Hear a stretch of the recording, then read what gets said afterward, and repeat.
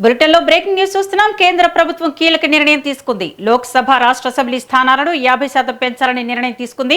ఇందుకు సంబంధించిన బిల్లును ఈ పార్లమెంటు సమావేశాలని ప్రవేశపెట్టడానికి సిద్ధమైనట్లు తెలుస్తోంది. ప్రస్తుతం ఉన్న 543 లోక్సభ స్థానాలు 816కు పెరగనున్నాయి. అలాగే దేశంలోని అసెంబ్లీ స్థానాలు కూడా 4123 నుంచి 6185కు పెరుగుతాయి.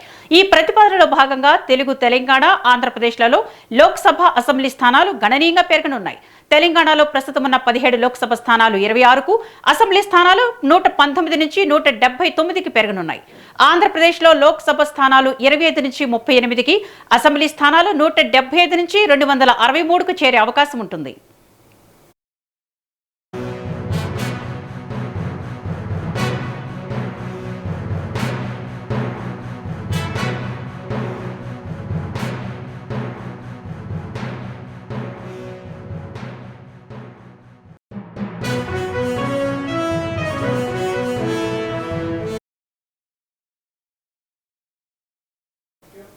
బులెటిన్లో బ్రేకింగ్ ని చూస్తున్నాం. ఆంధ్రప్రదేశ్లో లోక్సభ స్థానాలు 25 నుంచి 38కి, అసెంబ్లీ స్థానాలు 175 నుంచి 263కు చేరే అవకాశం ఉంటుంది. ఇక ఇదే అంశానికి సంబంధించి మరింత సమాచారం మా ఇన్పుట్ ఎడిటర్ రాములు అందిస్తారు. రాములు, కేంద్రంలోని బీజేపీ ప్రభుత్వం చాలా కీలక నిర్ణయం తీసుకుంటుంది. ముఖ్యంగా దేశవ్యాప్తంగా ప్రస్తుతం ఉన్న లోక్సభ స్థానాలను మరిన్ని సంఖ్య పెంచేందుకు ప్రయత్నం చేస్తా ఉంది. ప్రస్తుతం 543 లోక్సభ స్థానాలు ఉంటే దాన్ని 816కు పెంచే అవకాశం ఉంది. దాదాపుగా 273 సీట్లు పెరిగే 273 సీట్లు పెరిగే అవకాశం ఉంది.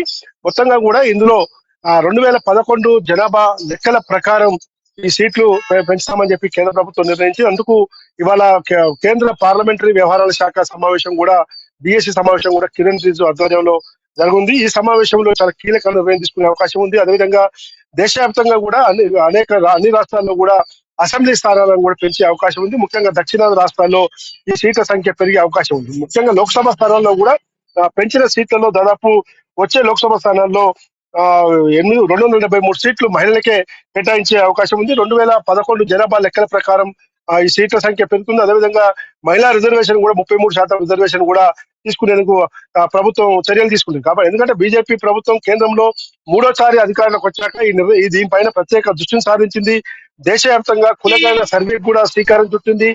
ఎందుకంటే నరేంద్ర మోడీ ప్రభుత్వం దేశంలో అనేక రాజకీయ పరిణామాలకు కూడా దారితీసే అవకాశం ఉంది.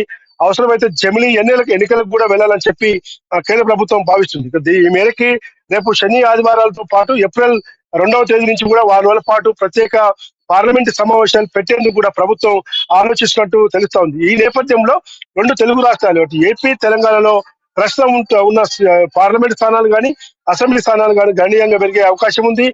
తెలంగాణలో 17 లోక్సభ స్థానాలకి 25 నుంచి 25 స్థానాలకు పోయే అవకాశం ఉంది. ఏపీలో ప్రస్తుతం ఉన్న 25 స్థానాలకు కాను 37 నుంచి 38 స్థానాలకు పోయే అవకాశం ఉంది. అదేవిధంగా అసెంబ్లీ స్థానాల్లో కూడా తెలంగాణలో ప్రస్తుతం 119 నియోజకవర్గాలకు గాను దాన్ని 170కి 179కి పెరిగే అవకాశం ఉంది.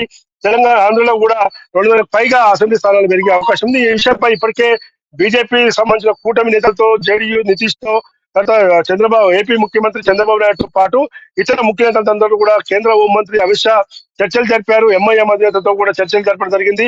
కాబట్టి అటు దక్షిణాది రాష్ట్రాల్లో ఎక్కువ సీట్లు పెరగడంతో పాటు దేశవ్యాప్తంగా కూడా అన్ని రకాల లోక్సభ స్థానాల సంఖ్య కానీ, అసెంబ్లీ స్థానాల సంఖ్య కానీ దేశ జనాభా 2011 జనాభా లెక్కల ప్రకారమే ముందుకు పోతాము.